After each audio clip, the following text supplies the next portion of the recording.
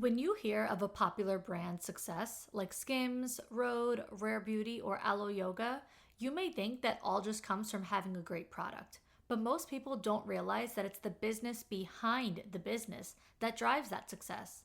There's an overlooked secret that makes selling and shopping simple, and that secret is Shopify. So the secret's out. Businesses that sell more sell on Shopify. It's the home of the #1 checkout on the planet, meaning way less carts abandoned and way more sales going.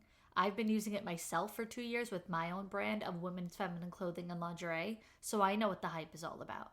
Upgrade your business and get the same checkout Skims uses. Sign up for your $1 per month trial period at shopify.com/forthegirls, all lowercase. Go to shopify.com/forthegirls to upgrade your selling today. Shopify.com/forthegirls. You're listening to a For the Girls podcast Flashback Friday episode. Every Friday, I reshare an older episode for new listeners who haven't heard it, or as a refresher for OG listeners who might need to hear it again as a reminder. Enjoy, and I'll see you with a new episode on Monday. Settling is not an option for me. Everything I desire is already mine. What if you can have it all? Because every day is for the girls. Hello. Welcome back to another episode of For the Girls. I'm your host, Victoria Alario, and today I apparently have no voice. So I apologize for the raspiness. I really don't know where it came from. This wasn't happening all day.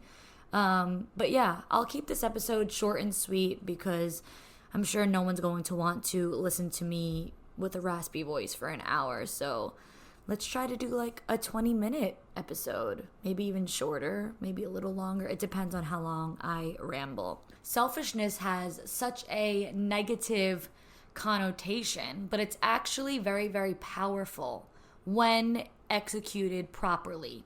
I've had so many friends in my life who are such selfish people, and they just do wrong by you, and they're just like, it's like they have bad intentions. Even if they don't realize they have bad intentions, they do. Their intention is really just, to benefit themselves. They don't give a fuck about anybody else, and it's not right. It's like not cool at all. But selfishness is really powerful when executed properly. Selfishness is allowing yourself to outgrow people who no longer serve you.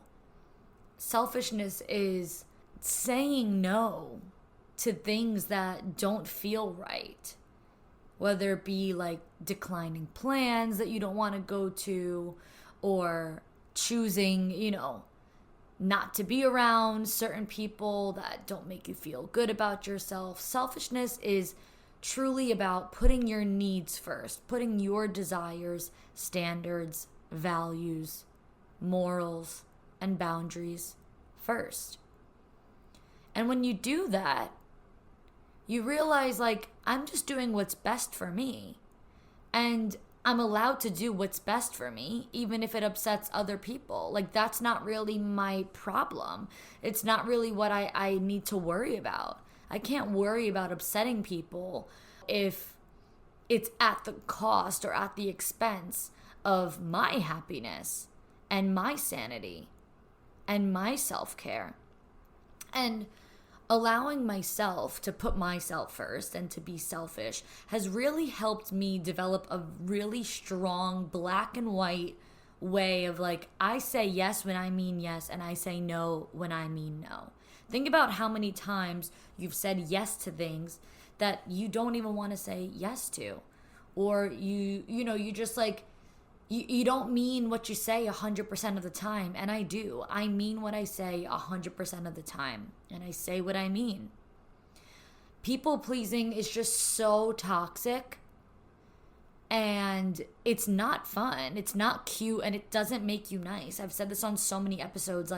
I hate people pleasers. And people pleasers are so often people who consider themselves to be so nice. And it's so I'm not nice because I'm not a people pleaser, because I'm honest, because I stick up for myself, because I put myself first. I'm not so nice. You're the nice one because you don't know how to just state your boundaries and uphold your standards, that doesn't make you nice. It makes you a people pleaser and it makes you toxic. I mean, putting others before yourself is really, really harmful. It's harmful for you. It's harmful for your mental health. It's harmful for your perspective of yourself, your self-worth, your confidence. You start to think other people are more valuable than you. You start to feel bad for yourself, think of yourself like a victim. And, putting others before yourself and caring so much about doing what makes everybody else happy allows so much shit to get swept under the rug. It allows so many things to just go untalked about.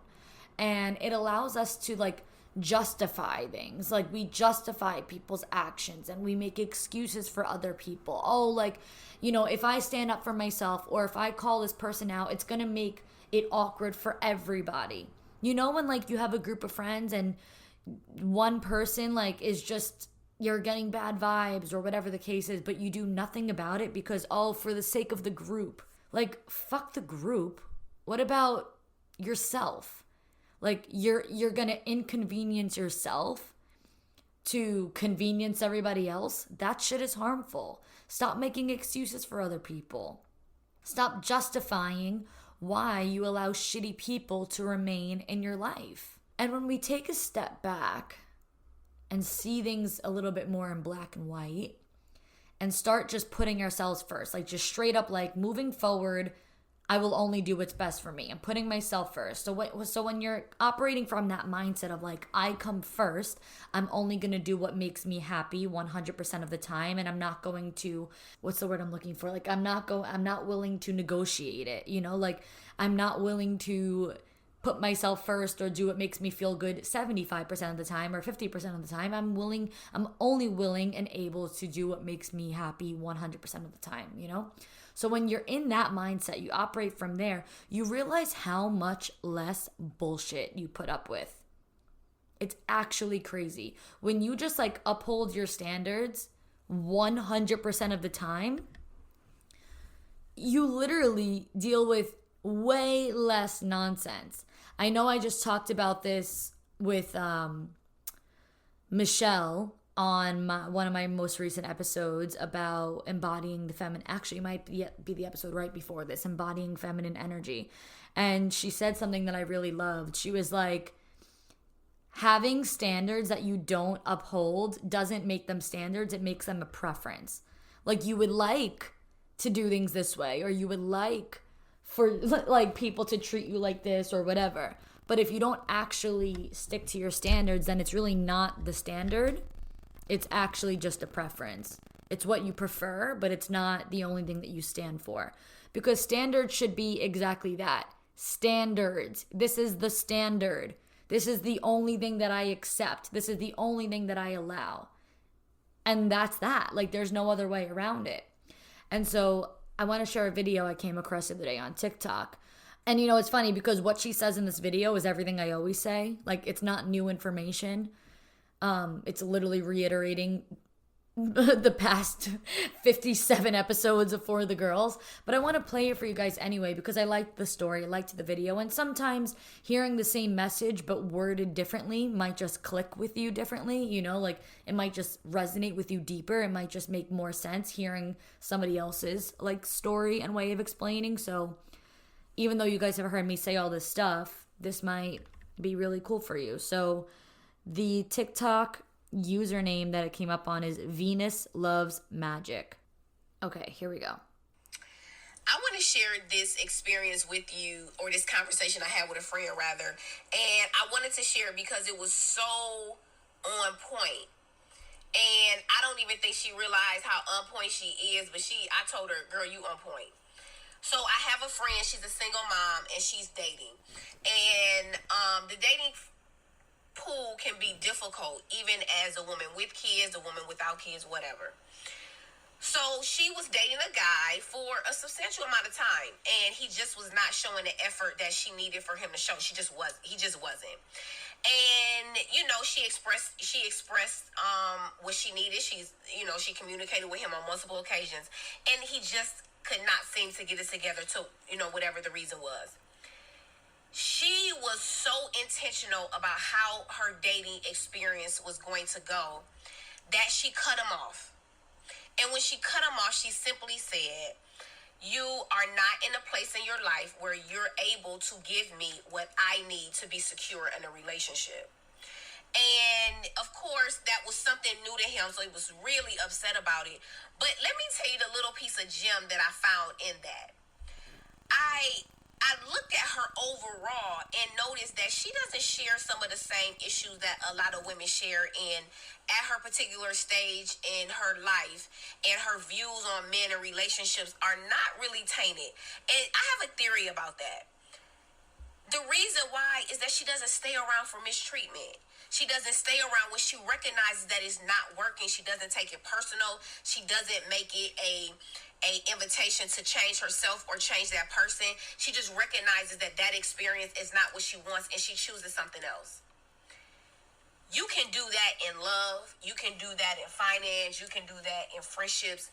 Whenever there is something that is not serving you, instead of taking that as an invitation to change yourself, to fix it, to meet it, or to change the other person to be it, I think let's normalize saying, this is just not the experience that I anticipated that it was, and it's okay for me to release that so that I can get the experience that it is that I desire. Fast forward, when she cut that relationship off, she ended up finding a man that gave her everything that she needed. So powerful, so powerful. Hopefully that helped you out, because it damn sure helped me. I love that video. You guys get the point. Like, that woman put herself first. She upheld her standards 100% of the time. She made room for nothing else. And she's like, this is my self-care. Like, I'm going to be selfish with my time. I'm going to be selfish with my energy. I'm going to be selfish with my intentions and desires and boundaries and so on and so forth. And she might have had a nice guy who, she enjoyed her time with, but she's like, nope, not 100% what I want. So I just unfortunately can't make any further time for it. So I think that what she does, and something that I teach my coaching clients, is that you have to turn your standards into requirements. Like talking about how Michelle said standards that aren't upheld are not standards, they're preferences. And, in response to that, I said 100%. Standards need to be requirements. Otherwise, we make, so many like we bend the rules for so many people. So if you turn your standards into requirements, like it is a requirement to match these standards, whatever. I don't even know how I want to say that. Like, it is just a fucking requirement. Then yeah, you start to notice everything falls into place and everything falls in line accordingly.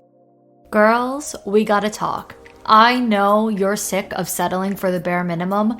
I know you crave more in life. So imagine if you had the tools to stop settling and start raising your standards and start getting everything you want. How would life be different if you developed undeniable confidence?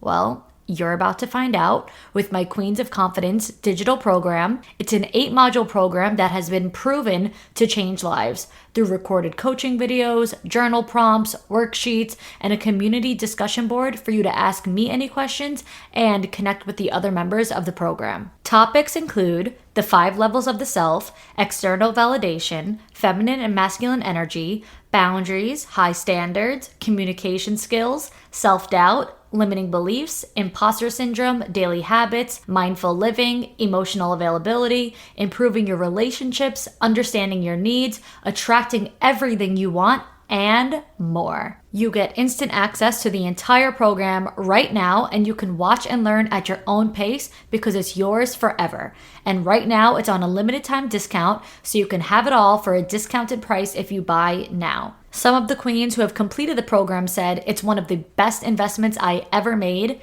Vic is an expert when it comes to confidence. I love how comfortable she made me feel, but at the same time, she told me exactly what I needed to hear so I can grow. In only a couple of weeks, my life is already changing. So girls, invest in yourself. You're worth it and your 2.0 self will thank you. Head to victoriaalario.com or click the link in the show notes and get the program on a discounted rate for a limited time now. Do you struggle to find comfort in your body? Do you experience cravings, bloating? If so, then you need Hormone Harmony, the solution for women of all ages to maintain optimal hormone levels. It reduces bloating and discomfort and supports your mood and general well-being. Happy Mammoth, the company that created Hormone Harmony, is dedicated to making women's lives easier. It has 0 sugar and is gluten-free, dairy-free, non-GMO, and third-party tested. And the biggest benefit? Feeling like myself again. That's what women mention over and over in the reviews, and there are over 17,000 reviews for Hormone Harmony. For a limited time, you can get 15% off on your entire first order at happymammoth.com. Just use the code FORTHEGIRLS at checkout. That's happymammoth.com and use the code FORTHEGIRLS for 15% off today. I know every girl that struggles with her weight is sick of being told diet and exercise only by doctors when it comes to weight loss strategies, because sometimes there's more to it. A friend of mine was actually denied safe and affordable medications and told to get a bike. But I just found Mochi Health, a telehealth platform for weight loss that's dedicated to providing holistic, patient-centered care. Mochi Health includes visits with board-certified doctors, nutrition consultants, and medication delivered right to your door, including GLP-1s like Ozempic and generic compounded versions that are actually affordable and accessible regardless of insurance coverage. Their dietitians work hand in hand with your medication to create personalized nutrition plans that fit your lifestyle and help you reach your weight loss goals by making easy and sustainable changes to achieve results. So get started at joinmochi.com and be sure to use my code FORTHEGIRLS to get $40 off. That's joinmochi.com and code FORTHEGIRLS for $40 off. So a couple bullet points here that I teach my, clients, my coaching clients about standards, to switch them to requirements and make sure that these 4 are on the list. 1, hold yourself and the people around you accountable. And what I mean when I say that is that what you want must be exactly what you get, no exceptions. So hold yourself accountable to every single thing that you say you want. You want this business? Do it. You want this friendship? Get it. You want this relationship? Go for it and don't settle for anything less. So on and so forth. What you want must be what you get, no exceptions. Why do you guys think I stay single? Because I know what I want, and I date plenty of guys. I meet plenty of guys. I have plenty of nice guys texting me, but it's not 100% what I want, and I refuse to get what I don't want. So I hold myself and the people around me accountable, no exceptions. Number 2, respect my time, my wishes, and my boundaries. Oh God, respecting your time is such a big thing for me. I ended a whole friendship over that. I had a friend for many years who was, oh God, she was just so selfish in a negative way that she would lie a lot, bad, make up stories. You know how everyone has that friend who's the sky is falling every day, oh, I can't make it because my car got towed. Meanwhile, her car is sitting perfectly fine in her driveway. I can't come because my phone broke and I got to go to the store and she's on a perfectly working phone. Everything was a fucking ordeal all the time. And so, yeah, she just always lied, especially when it came to plans, and would cancel plans or even at the last minute, the type of friend who I would be fully ready, hair, makeup done, waiting on her. And then she would just no show. She would just go to the store. At the last minute, it'd be oh my God, I was on my way, but then I got a flat tire. When deep down, it's just yeah, probably the boy that she's talking to called her and she just wanted to do that instead. And so now I'm the one who got screwed over because she had no respect for my time, no respect for, me and anything of the sort. And so it didn't matter if she canceled on me at the last minute over and over and over. And that I couldn't. That's not a friend. And then, respecting wishes, respecting boundaries. When people think that what you want isn't a big deal, or they don't understand your choices, they don't understand your boundaries, and they don't want to understand. people who make you feel like your wishes and your boundaries are silly or dramatic or too much or too high or whatever. Like, okay, if you're not going to respect my wishes and my boundaries, then we simply can't be friends. You simply can't be in my life. It's one thing to not understand them and being open to asking questions and getting to understand them, but it's a whole other journey if you think that I'm crazy. Another one, they have to match my effort and meet me where I am. Like, I refuse to ever be in a relationship or a friendship again that feels one-sided. Like, I'm not going to diminish the things that I want to do just to make you happy. Like, I have to stay true to myself. If this is like what we planned, or this is what I want, or this is what would make me happy, and I'm putting in all this effort and I'm bringing you along and you're just bringing me down, like, that's just simply not gonna work. Another friend comes to mind that I feel like we were friends, but I felt like I was the friend where, like, she only wanted to be with me when it was convenient for her. Like, she had another group of friends, or she had a guy, or whatever the case would be. And I loved this friend so dearly that, like, I always made the effort to talk or to hang out or to make plans. And, I could just tell that she wouldn't want to make plans with me because, like, just in case these other people made plans. And then, like, when they didn't make plans, she would call me and, like, want to, like, do something with me. And it's like, oh, why? Because nobody else cared to make plans with you. You know what I mean? Like, I just felt like I made all the effort, and if I didn't, we wouldn't talk. And then, like, it got to a point where I just had to stop speaking to her altogether. And I think I just ended up, like, never texting her again, or maybe I didn't even answer her last text, and it just ended. And you know what? Like, honestly, all it did was prove my point. It just validated my point. Like, if she gave a fuck, I think she would have known, like, why I distanced myself, why I stopped answering, and she would have reached out and she would have made the effort. For me, it was easy to let that kind of go, because I'd rather not have you in my life at all than have you halfway there. I have no interest in forcing friendships, forcing relationships, anything that's not 100% on the same page. I'm just not interested. And the last thing is to keep and honor your word, which means to be a woman or a man of integrity. So do what you say you're going to do. If you say you're going to do it, then you must do it. Don't change your mind. I mean, unless you're changing your mind for good reasons, good cause, and it, like, completely makes sense. But otherwise, like, don't be lazy, or don't make excuses, or don't act like a victim, or don't just talk the talk if you can't walk the walk. If you say that you're going to call me, then call. If you say you're going to take me to dinner, then take me to dinner. If you say we're going to do this, then do it. Whatever it is, you must keep and honor your word. And that's, also for yourself to do it. Like, do what you say you're going to do. No ifs, ands, or buts. So those are a few of, to me, like, the bare minimum requirements in my life that I hold myself to and that I require from other people. You may call it standards, but I like to switch that mindset to requirements, because I have to be selfish with, these things, these daily practices and these beliefs in my life.